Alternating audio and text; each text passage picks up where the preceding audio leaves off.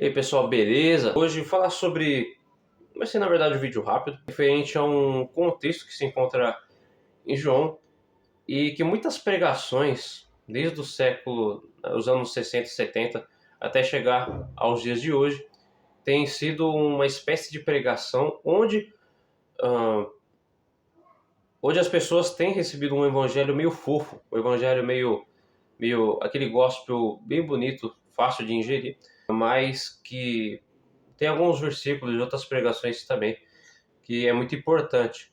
E aqui, ó, João capítulo 3 versículo, vou trazer três versículos e três conexões nesses versículos, que é bem interessante.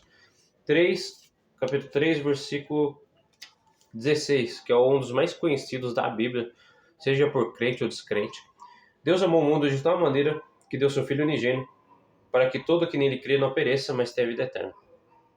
Tem o versículo 18, quem nele crê não é julgado, mas o que não crê já está julgado, porque não crê no nome unigênito de Deus. E tem aí o versículo 36, né?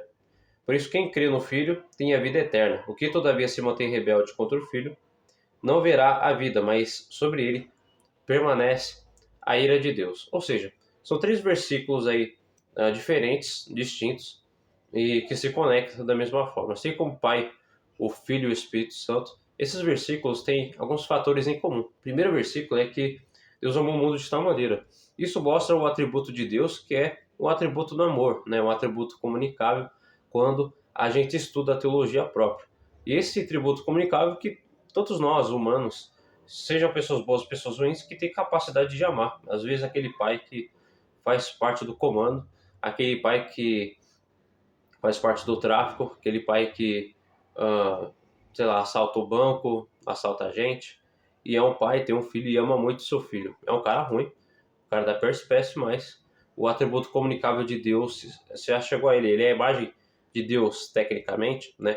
Ele é a imagem de Deus, ele possui um atributo comunicável, que é o amor de Deus, mas é um ponto interessante a ser analisado, porque é uma pessoa que não tem Cristo e está passível de condenação. Então, olha só que engraçado, né? Até mesmo Jesus faz essa comparação em que os homens do mundo, eles têm capacidade de amar. E aí ele faz essa espécie de parábola, né? Quem é o filho que pedindo um peixe, o pai dará uma cobra, né? Pedindo um pão, o pai dará uma pedra. E assim, imagina então o Deus, o Pai que está no céu celestial, o nível de amor que existe. E nesse sentido, ele dá o filho, né, que dá a própria vida. E a gente chega aí no versículo 18, que aí as pregações da prosperidade já não gosta muito, as pregações, grande parte das pregações de hoje, na verdade, assim, eu não sei se é a maioria ou se é uma minoria que faz muito barulho, mas são espécies de pregações da prosperidade e pregações do coaching, né, que acaba atrapalhando. Mas é o versículo 18, quem nele crê não é julgado, o que não crê já está julgado, porquanto não crê no nome do unigênito Filho de Deus.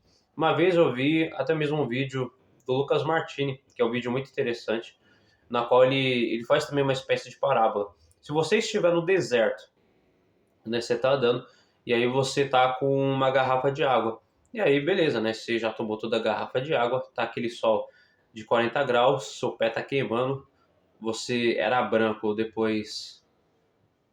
Não sei se eu posso falar isso, mas enfim. E aí, o que que acontece, né? Você tá andando no deserto, você tá se queimando todo, e aí Deus se oferece e te dá uma garrafa de água, né? Uma bem fresquinha. Só que aí você rejeita, você pega essa garrafa de água e joga na areia e continua andando. Ou seja, Deus não precisa fazer nada, Deus não precisa mandar um raio do céu, não precisa aumentar o calor. Na real é que você já deu um cheque e você já está se matando. Então, quanto Deus vai oferecendo até você morrer de calor, você morrer enfim, morrer sem água, eu esqueci o nome, como é que fala. Aí você está andando e aí Deus vai te oferecendo a garrafa de água e você vai rejeitando. Nesse ponto, meu filho, não tem muito o que fazer, né? Você vai morrer mesmo. Você rejeitou a única oportunidade que poderia te ajudar a chegar até o outro lado com vida, ou pelo menos sobreviver. E é a mesma coisa as nossas vidas diárias, né? A gente vai andando, Deus oferece o caminho da salvação, do arrependimento a todos nós, tá? E aí a gente rejeita essa oferta do Evangelho das Boas Novas e continua andando. Deus não precisa fazer nada, precisa acabar com a tua casa, destruir tua vida, destruir teus filhos. Deus não precisa, sei lá, fazer um monte de coisa. Você já está se autocondenando, e é o que esse versículo 18 tá falando, né? E aí chega o 36, que é acho que é um dos piores, né?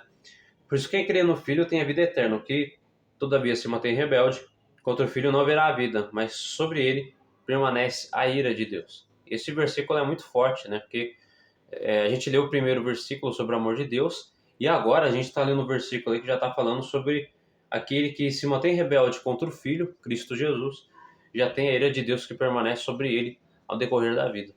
E isso é um pouco pesado, né? E a gente não escuta de muitas pregações. Pregações, assim, geralmente eu escutava aí de igrejas presbiterianas, né? No meu caminhar cristão, quando foi nas presbiterianas, nas batistas, eu realmente ouvi um pouco sobre essa palavra. A Assembleia de Deus tem poucos pregadores que são realmente verdadeiros com a palavra. E aí eu comecei a perceber que, com o passar do tempo, não é que está acontecendo agora, é que a gente são frutos aí dos anos 60, 70 que explodiu no mundo inteiro, né? A igreja Holy, lá dos Estados Unidos, é Holy? Eu esqueci o nome da igreja, cara. Uma igreja bem famosa lá nos Estados Unidos, que até teve um documentário sobre eles. Mas enfim. E aí, pregações da prosperidade, pregações do amor, pregações, né? Somebody Love, Só Love, Wagner Love. A gente só teve esse tipo de pregação, e aí, assim, não que a gente só teve esse tipo, mas influenciou muito os pregadores, né? Até mesmo os pregadores brasileiros. Alguns dos maiores, a prosperidade é muito forte, uma espécie de pregação coach, e uma interpretação que muitas vezes eles tentam ter uma exegese muito forte, né, dos textos bíblicos, apenas eles realmente tenta trazer um contexto e assim, mais fiéis, né? Mais pessoas. Porque se você fala uma pregação muito forte, se é uma espécie de João Batista, é muito difícil você ter fama, é muito difícil você ter pessoas que realmente vão escutar a tua pregação. Aí realmente a pessoa precisa assim de anos e anos para ter uma base de pessoas que escute aquela palavra, né? Pelo menos no Brasil, que tem uma base cristã muito forte. Mas agora, quando você fala de coach, que você vai vencer, que Deus vai abençoar a tua vida, bênçãos já estão preparadas para essa semana. E aí quando você começa com isso, cara, aí pronto, aí você estoura na internet. Poderia muito bem estourar na internet, ficar fazendo só esse tipo de conteúdo, salmos, provérbios, conteúdos bonitos aí, né? Deus é contigo, 1 Josué 1:9, mas as coisas não são bem assim. Acho que enquanto eu viver eu quero ser íntegro quanto ao que está escrito, realmente ser verdadeiro. E é isso que eu queria transmitir nesse vídeo. Espero que você goste e que a palavra de Deus esteja contigo. Obrigado.